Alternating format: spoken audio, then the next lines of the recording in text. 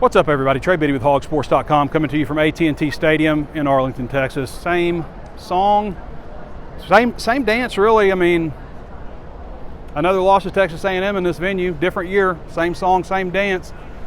Arkansas losing 21-17 to Texas A&M. And guys, like, there have been years where I felt like Arkansas squandered a game against Texas A&M where Arkansas was the better team. And this year I felt like Arkansas still squandered the game, but Texas A&M was better. Even though they're in year one with Mike Elko, even though they have a redshirt freshman starting his third game at quarterback, when you would think Arkansas has the quarterback advantage. Even with all that, I felt like Texas A&M was better, but you squandered the opportunities because you had 10 penalties. You can't do that against a better team. You had 3 turnovers. That's the difference in the game. Texas A&M had 0. With a redshirt freshman quarterback, who, by the way, has played 3 games now and has not turned the ball over a single time. The difference in the game is you turn the ball over right here at this 10-yard line, and they score on a 5-yard run a couple plays later. That's the turning point of the game. You open up just like you want to with a 75-yard bomb to Isaac TeSlaa. You can't script that better, and you don't ever trail until the final score of the game. I felt like at halftime, guys, I felt like it was 28-14 or so with Texas A&M. You just felt like, man, they're withstanding a lot of this. It's like Texas A&M in a lot of ways is outplaying them, and it was still 14-14.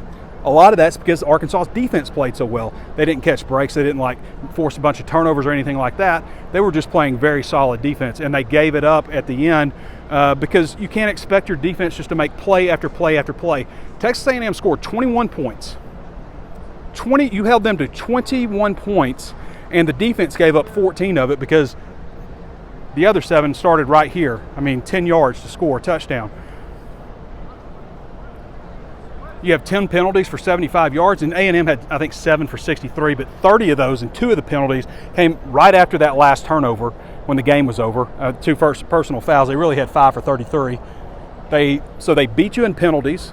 Again, first-year coach, redshirt freshman quarterback starting his 3rd game, beat you in penalties, beat you in turnovers, and those are 2 key categories. Now, special teams, I felt like Arkansas maybe Texas A&M didn't play bad on special teams. It wasn't like Texas A&M lost. I just felt like Arkansas did a few more things. They had, a really good punt there.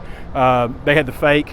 Obviously, Devin Bell, shout out. He had a really good game overall. They had a fake that didn't work, which don't call a timeout and run a fake.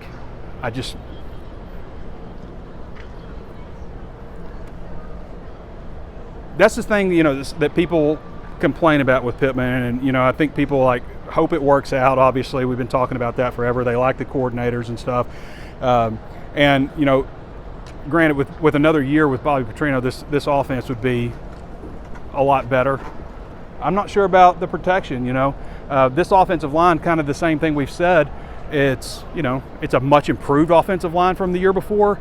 It's still a slightly below average offensive line, and Texas A&M's got really good personnel on defense and was just pressuring and they couldn't find an answer for it in the first half. Again, I felt like it was like 28-14 at halftime. That's how it felt, like Arkansas was down by 2 scores, and it was a 14-14 game. And so at that point I'm thinking, okay, well, they've been outplayed in my opinion. Maybe there's a path for them if they can figure out how to stop this pressure. And I felt like they did a little bit coming out, moving Taylor Green outside the pocket, ran a little zone read, getting back to trying to run the ball some more, move the ball down the field. But it was short-lived, and eventually A&M's right back there getting pressure again. The play of some players are disappointing. There's things that'll show up, I'm sure, when I go back and watch the game that you're just like, dude, what are you doing? Isaac TeSlaa played really well. I mentioned the 75-yard touchdown to set the tone right out of the gate. That's a tone-setting play, and you got to keep capitalizing on that. Felt like they had the energy and all that stuff until they lost it with that turnover down there, which was just a huge play. Huge momentum swinging play. And I don't know that Arkansas ever really got it back. I felt like coming out of half, okay, they're moving the ball. Texas A&M's making them go the long, hard way, but they're moving the ball. I just felt like it was just a matter of time until, the interceptions or the turnovers start piling up, and they kind of did because the pressure was just so constant, and he was, putting some balls, throwing some dangerous passes, putting them in traffic, and it's just a matter of time for Texas A&M capitalize on this. I got to a point where I was just thinking there's no way Arkansas is going to win this game, and then I started thinking, well, maybe they could get lucky, maybe something could happen, you never know. But here's the thing that's frustrating, I think, and to be an Arkansas fan, that would really frustrate me, is you're watching this program and you're in year 5 and you're hoping to get to a bowl game. And Texas A&M's in year 1 and almost certainly going to end up going to a bowl. And they have a redshirt freshman quarterback. They don't make a lot of mistakes in this game. That's what would be very frustrating to me, that you're in year 5 with Pittman and this is your hope. And I got to tell you guys, this was the path to get to bowl eligibility. Now, I'm not saying they can't figure something out and beat somebody or shock somebody. I mean, we saw like Ole Miss. Ole Miss was, top 7 team in the country, somewhere in there, and they played finally a game. They played their first game of the season today. Their first game of the season was against Kentucky. Every other game's been a cakewalk for them, and they got them at home and they lost. So things can happen in football. Just because you think somebody is something doesn't mean they are. It's going to be very difficult to beat Tennessee. I think Arkansas probably, if they'd pulled this one out, probably would have had a game day coming visiting. And so that's blown. It's been forever. 2006, is that right? 2007 since game days come. That's got to be longest in the SEC, aside probably from Vanderbilt. I think it is. Longest stretch without game day. So that's not happening. But so Mississippi State, they're not guaranteed to beat Mississippi State. I just think they probably will. Louisiana Tech, now you're at 5 wins. Who's left? You got Tennessee coming to town. Guys, I just would be stunned. I think it would be one of the biggest upsets in college football if they beat this Tennessee team on Saturday. Tennessee, LSU, who's very good. You get them at home, you're still going to be an underdog. You're going to be a home underdog in both of those games. Texas, Ole Miss, at Missouri, where they have never won. Those are the games in front of you, and you not only have to beat Mississippi State and Louisiana Tech, which we've seen them slip up in games like that before, but you're going to have to get one of those teams. It can happen, college football, it happens, but man, it looks like it'd be tough. They went on the road and beat Auburn, and yes, that's why I'm saying you got to enjoy going on the road and beating Auburn, because it's not easy to do. It's not easy to go on the road in the SEC and win games. I don't care how good the opponent is, but Auburn's probably the best team that they're going to have beaten this year. That's probably the best team that they'll have faced, that they're going to end up beating. We'll see how it shakes out. You don't just say, they're going to show up and play the games, aren't they?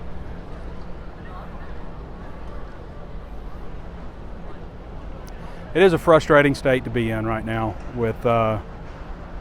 because that's what you're hoping for, right? It's how can they get to 6 wins? That's the hope. That's the goal, is to get to 6 in year 5, because I like what they have going on defense. And let's get some shout outs, because I think I mentioned Devin Bale, hell of a game. That punt that he had down there that bounced out and went out at the inch line, the fake punt that he punted the ball pretty well overall. Had one that was kind of short, 32 yards, but pretty well overall. Arkansas probably won special teams today, even though they had the fake. And it's not that Texas A&M played poorly on special teams, because they didn't. They played pretty well. They had a lot of really good punts. Kept over and over again. Arkansas was living on their own end because of that punter deep in their own end.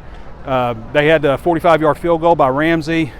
So overall special teams, that's one of the categories we talk about: penalties, turnovers, special teams, injuries. I don't know that injuries played a huge role. A little bit. There were some guys that had to come out here and there, some guys that are banged up. Sam Pittman said he talked to the trainer more in this game than he probably has. So Luke has been dealing with the back. It's just kind of like what we expected or suspected with Luke, that he's dealing with something. That's why he hadn't been productive. But Arkansas has to find more weapons. Right now they've got Andrew Armstrong, Isaac TeSlaa, Jaquindon Jackson. It's a very stout defense for them to run into.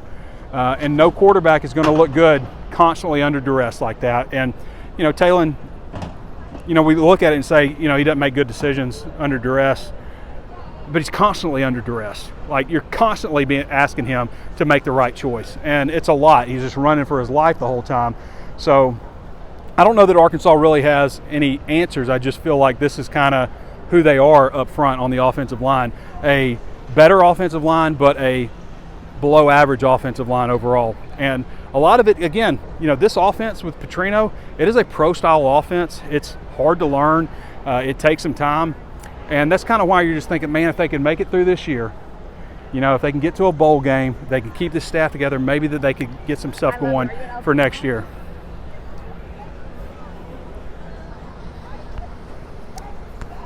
But it's going to be tough. You have to win. You can't just be like, okay, well, figure things out, and they don't go to a bowl game this year, but maybe next year. Like, fans just don't want to sit through that again. All right. I know I'm not as despondent as you want me to be, but I'm just gotten so used, and I've just gotten used to it. I thought they had a chance to pull this one out. Texas A&M overall got really good defense and really talented players, but Arkansas still blew the game. Penalties, turnovers, not being able to protect Talon at all, not finding an answer for that. So that's it. I got another night here in Dallas, and I'm going home in the morning. Let's take one last look at it. Unless Arkansas gets to the Cotton Bowl or they schedule some other game, this is the last time, for at least probably a long time. All right, everybody, that's it. I don't even know. I think that probably sucked for a walk and talk. I feel like I just do the same thing every year. That's it. Thanks for joining me. This has been Trey Biddy with Hogsports.com, coming to you from AT&T Stadium. 21-17, Texas A&M over Arkansas. We'll catch you next time.